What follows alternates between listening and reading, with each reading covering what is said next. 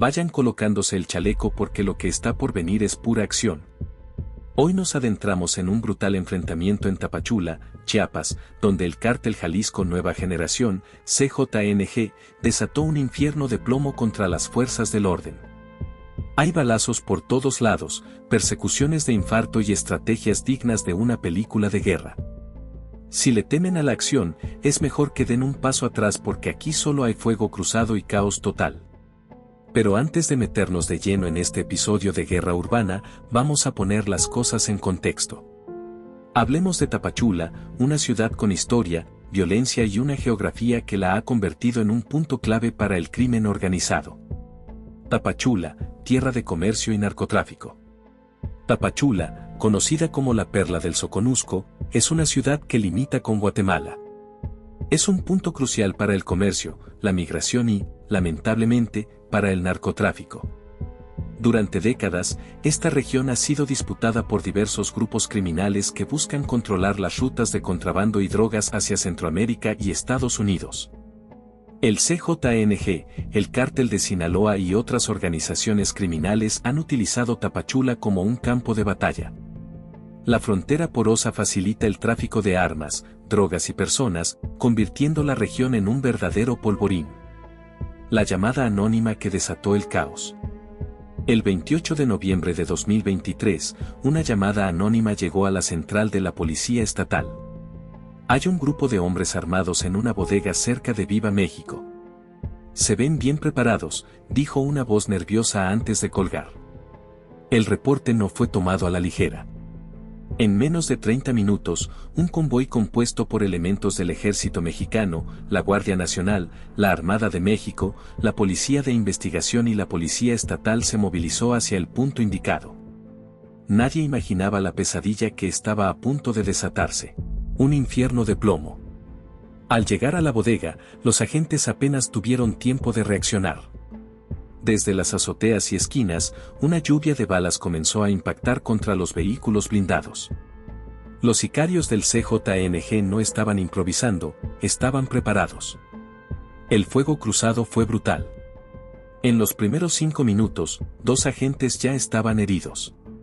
La zona se convirtió en un laberinto de disparos, explosiones y caos. Se escuchaban gritos, motores rugiendo y el estruendo de los fusiles de asalto. «Cúbranse, nos tienen rodeados», gritó un comandante mientras sus hombres intentaban buscar posiciones seguras. Los sicarios usaban rifles AK-47, AR-15 y hasta ametralladoras Browning M2 calibre .50 montadas en camionetas modificadas. Algunas fuentes dicen que incluso tenían drones equipados con explosivos.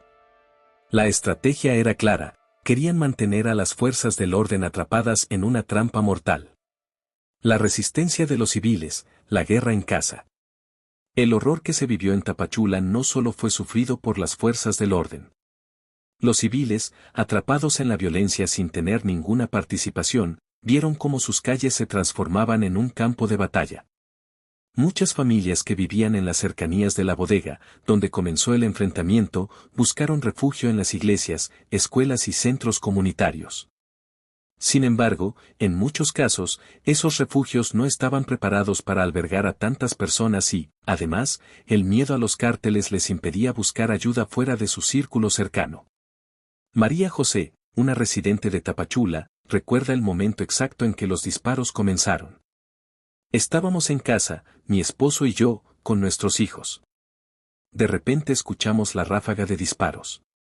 Pensamos que era normal, como tantas otras veces, pero pronto nos dimos cuenta de que algo mucho más grave estaba pasando.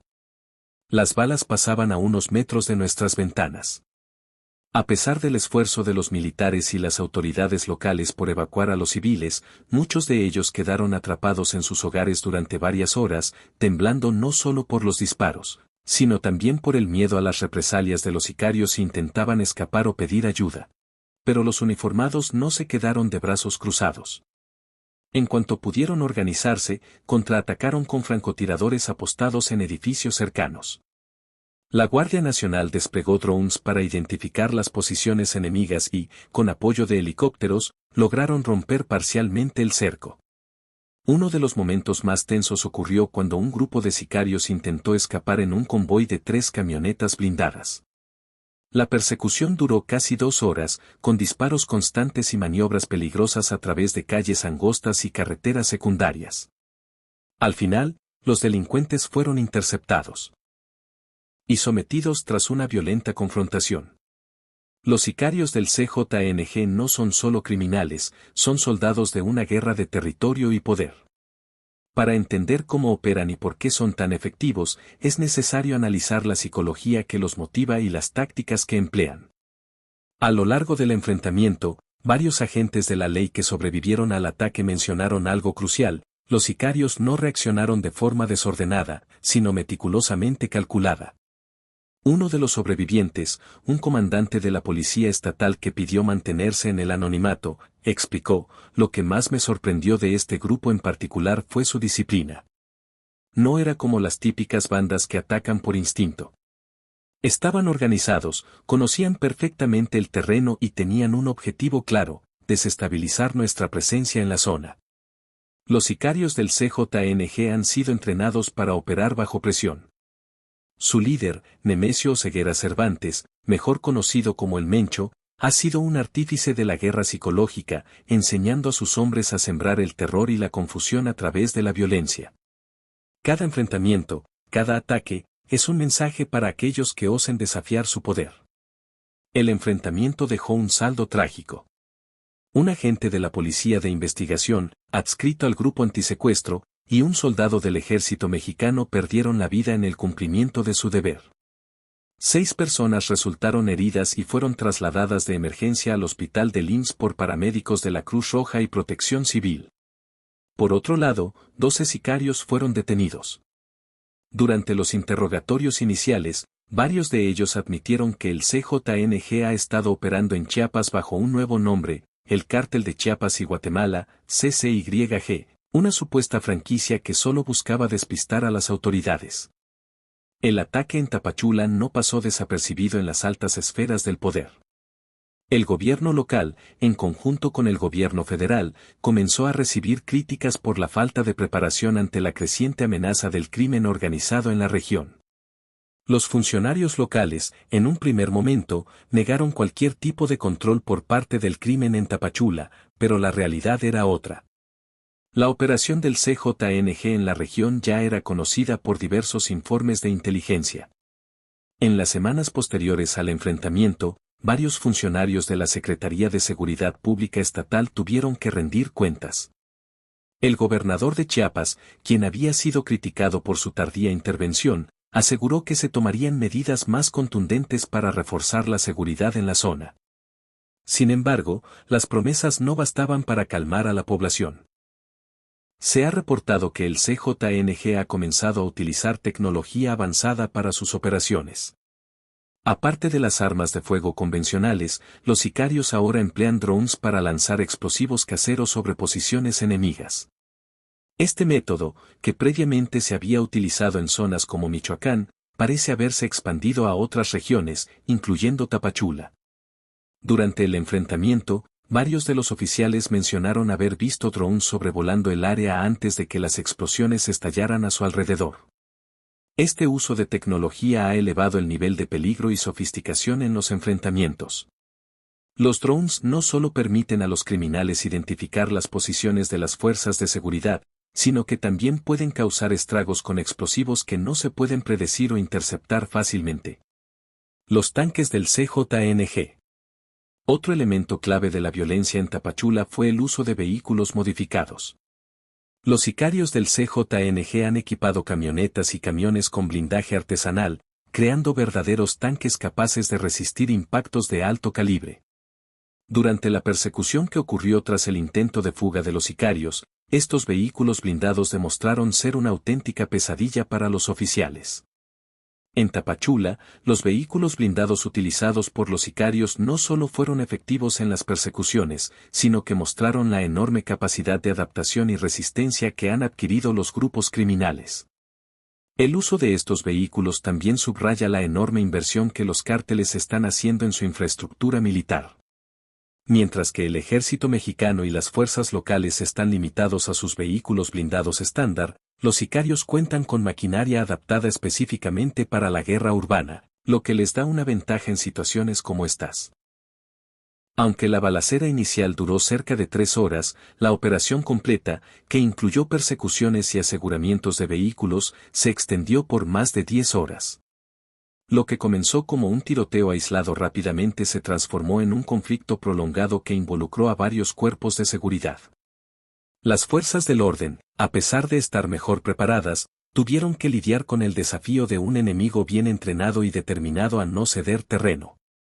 A medida que el tiempo pasaba, la presión sobre los agentes aumentaba, pues los sicarios emplearon tácticas de guerrilla urbana, atacando desde diferentes puntos y usando la ciudad como su propio campo de batalla.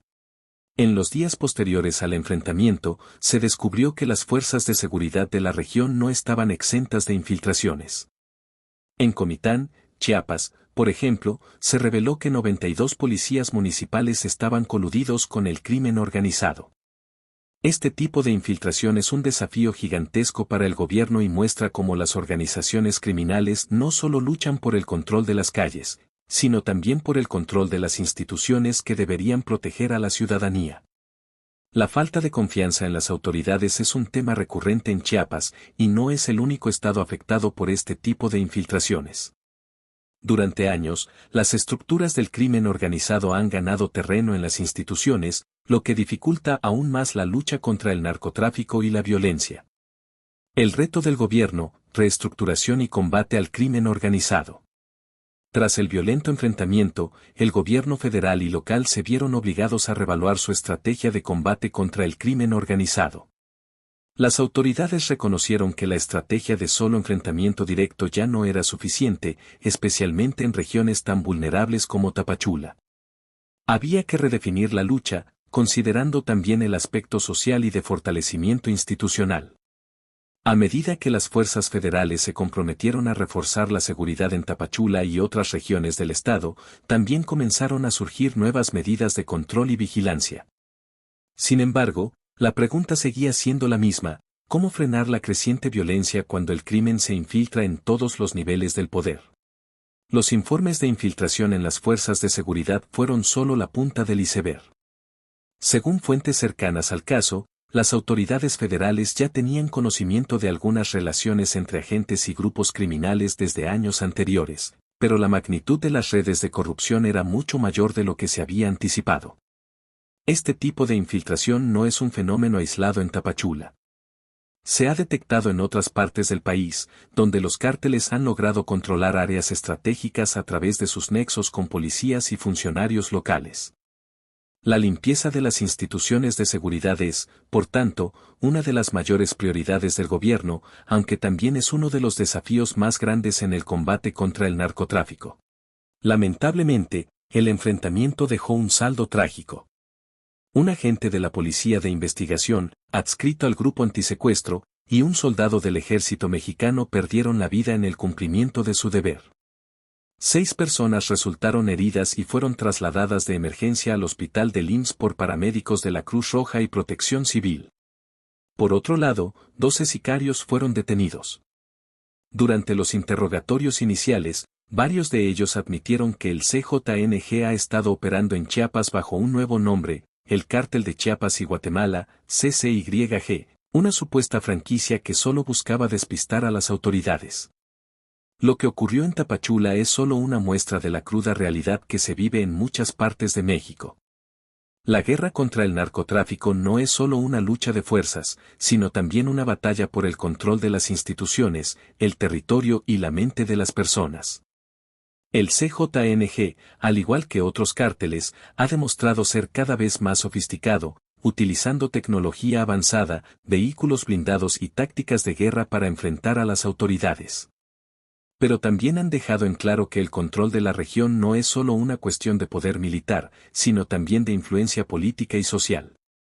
El gobierno y las fuerzas de seguridad tienen un reto monumental: limpiar las instituciones, mejorar las estrategias de combate y frenar el avance de grupos criminales que cada día se vuelven más violentos y sofisticados. La pregunta sigue siendo: ¿cómo detener esta espiral de violencia? ¿Cómo asegurar que las futuras generaciones no crezcan en un entorno dominado por el narcotráfico y el crimen organizado? El futuro de Tapachula y otras regiones de México depende de la capacidad del país para enfrentarse no solo al crimen, sino también a las causas profundas que lo alimentan.